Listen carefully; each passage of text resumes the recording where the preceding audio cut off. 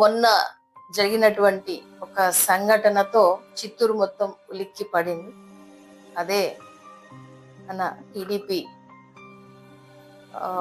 ఒక ముఖ్య వ్యక్తి ఒక రోడ్డు ప్రమాదంలో యాక్సిడెంట్ అయ్యి శ్రీదుర్గ గారు హాస్పిటల్కి గవర్నమెంట్ హాస్పిటల్కి వెళ్ళటం జరిగింది. సో మామూలుగా ప్రైవేట్ హాస్పిటల్కి వెళితే టెస్ట్ల రూపంలో లక్షలు గుంజే సో కాల్డ్ కార్పొరేట్ హాస్పిటల్స్ మన గవర్నమెంట్ హాస్పిటల్ని వాళ్ళ ఆధీనంలో ఉంచుకొని కనీసం సిటీ స్కాన్ తీయండి అని వీళ్ళు చెబితే కూడా పర్వాలేదు, అవసరం లేదు అనే స్థితిలో ఉంది మన యొక్క ప్రభుత్వ ఆసుపత్రి.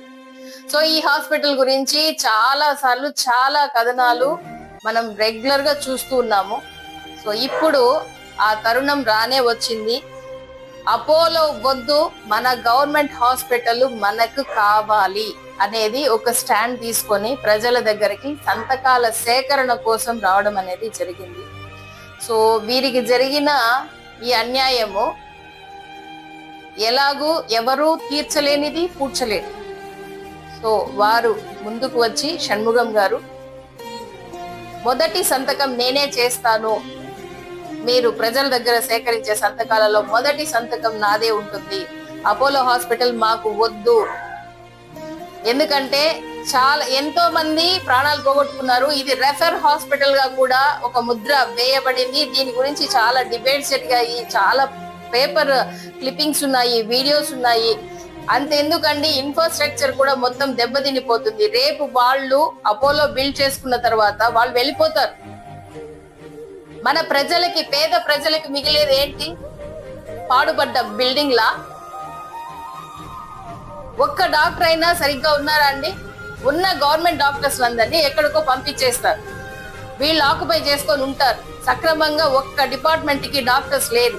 అక్కడ ఉన్న వాళ్ళంతా పీజీ స్టూడెంట్స్, వాళ్ళు చూస్తుంటారన్నమాట. వాళ్ళు ఏం వైద్యం చేయగలుగుతారు?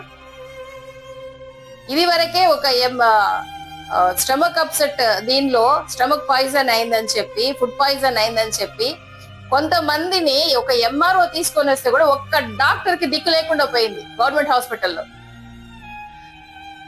అయ్యా ప్రజా ప్రతినిధులారా, మీకు మా విన్నపం ఒకటే, మాకు అపోలో వద్దు, మాకు గవర్నమెంట్ హాస్పిటలే కావాలి. ఇన్ని జరుగుతున్నాయి కాబట్టి ఒకసారి మీరు అర్థం చేసుకోండి. అంతేకాకుండా చీలాపల్లిలో మనకు ఏదైతే సీఎంసీ మీరు ఇచ్చారో 100 ఎకరాలు, వాళ్ళు అక్కడ ఏమి ఇన్ఫ్రాస్ట్రక్చర్ బిల్డ్ చేశారు ఒకసారి వెళ్ళి చూడండి. ఏదో డెవలప్ అయిపోతుంది కార్పొరేట్ హాస్పిటల్స్ కి ఇస్తే అనేసి మీరందరూ అనుకుంటున్నారు. అక్కడ ఏం జరగట్లేదండి. సామాన్యులకి ఎటువంటి వైద్యము అందడం లేదు. దయచేసి మా గవర్నమెంట్ హాస్పిటల్ మాకు ఇచ్చేసేయండి.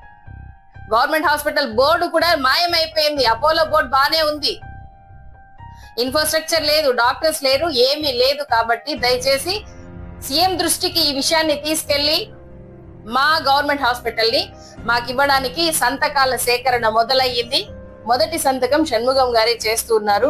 Sir please.